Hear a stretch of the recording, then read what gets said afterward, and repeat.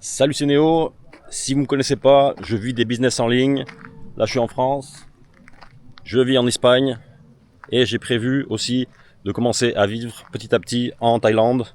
Là, j'y suis allé il y a quelques semaines. J'y suis allé 2 semaines pour voir si je pouvais bosser et vivre là-bas. Et j'ai prévu de retourner en février un mois entier.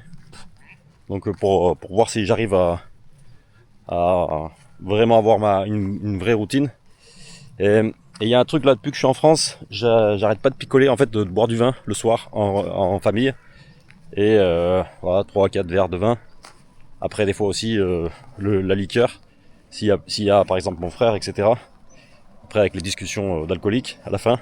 Voilà, si j'ai cette routine vraiment toute l'année, ça va pas aller, quoi. Ça va pas aller au niveau physique, au niveau mental, à tous les niveaux. Voilà, Pattaya, je me suis rendu compte que ça boit vraiment beaucoup. Et que les filles boivent beaucoup, elles ont des styles de vie vraiment décalés, la plupart, on va dire. Et quand je marchais le matin, j'allais à 8h du mat, j'allais marcher sur la plage. Je voyais des gens qui travaillaient sur la plage qui étaient déjà en train avec des bouteilles de Chang ouvertes, en train de boire. Pas des alcooliques, mais ils faisaient pas la fête, quoi. En gros, ils étaient en train de manger peut-être leur petit déj avec une bière. Et j'ai compris en fait que l'alcool c'est quand même un truc qui est bien intégré chez eux, du moins à Pattaya. Ouais, aussi j'ai vu des filles qui se lèvent à midi ou après midi et qui voilà, vont se faire un repas et vont se boire une bière aussi parce qu'elles ont la gueule de bois, en gros, quoi. Moi je vis en Espagne. En Espagne c'est pareil. Quand je suis arrivé, je buvais beaucoup, je faisais beaucoup la fête. Ça m'a vraiment pas aidé à plein de niveaux, en niveau d'argent, au niveau ouais, ça m'a donné quand même des choses intéressantes. J'ai passé des bonnes soirées, en vrai. Ça m'a fait aussi tomber dans d'autres choses et dans genre la drogue et tout, tu vois, sans rentrer trop en détail.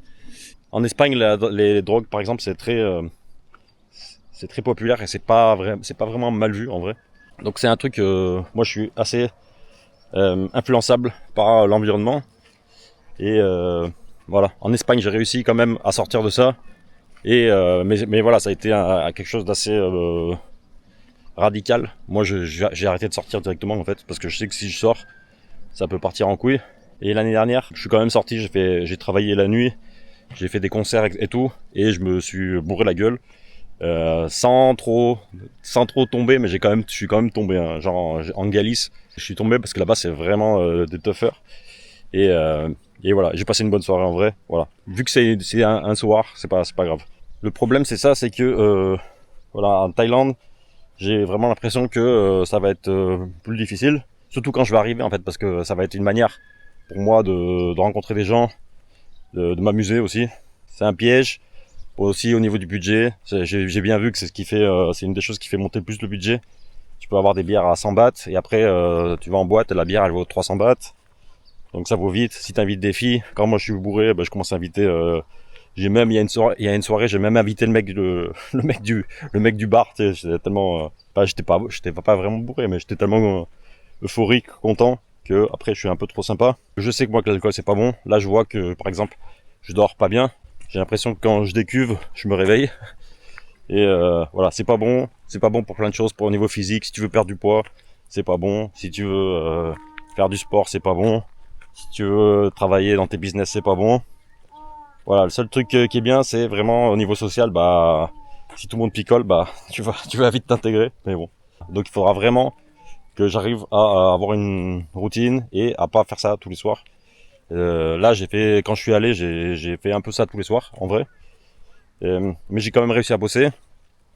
Mais voilà, c'est un truc, j'ai vu que dans tous les cas, va falloir que je travaille à ce niveau-là pour pas vraiment trop tomber là-dedans.